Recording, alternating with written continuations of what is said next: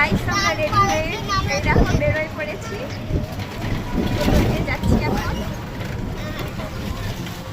So hey guys, high five and big welcome to my another vlog. কেমন আছো তোমরা সবাই? আশা করছি খুব ভালো আছো।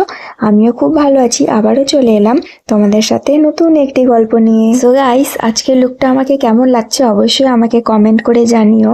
তো দেখো, আজ ছিল বসন্ত উৎসব। সো সেই বসন্ত উৎসবই পালন করতে আমরা চলে আসলাম সূর্য সেন পার্কে।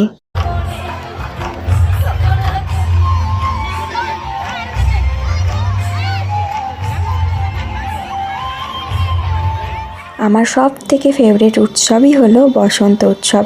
এই উৎসবের জন্য সারা বছর অপেক্ষা করে থাকি। দোল খেলার পরে আমরা চলে গেলাম স্টেজে নাচ দেখতে। গাইস, বেশ কিছুক্ষণ এখানে আমরা সময় কাটালাম অনেক সুন্দর সুন্দর নাচ দেখে। তারপরে হয়ে গেল সন্ধ্যা। তো সন্ধ্যাবেলা এখন বাড়ি ফেরার পালা।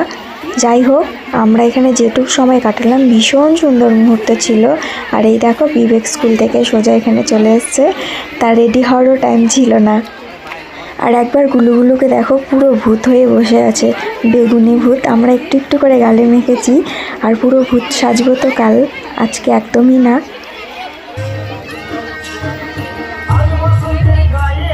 এই নাচ দেখাটা ছিল